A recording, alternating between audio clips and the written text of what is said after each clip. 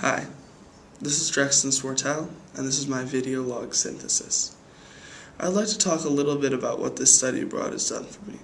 The biggest thing, in my point of view, that this study abroad has done for me is open my eyes to other ways of life and education besides the American way.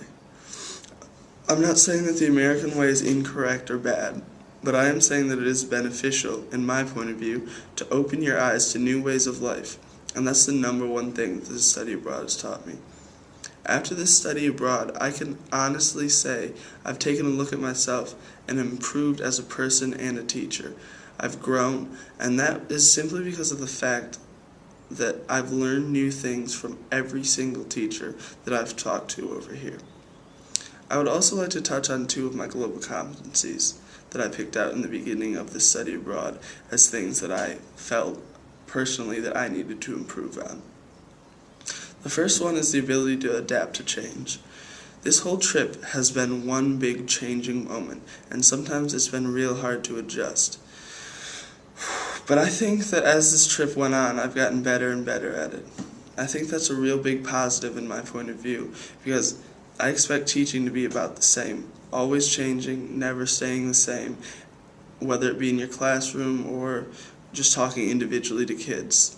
Kids come in every year, you get new kids every year, even throughout the year, things change, and I think that it's a good preparation for real life. The second global competency I would like to touch on is the ability to convey my ideas clearly. I think this trip has helped me immensely with that, and that's mostly because the size of the group of teacher education students that I've come over with, and all the different personalities.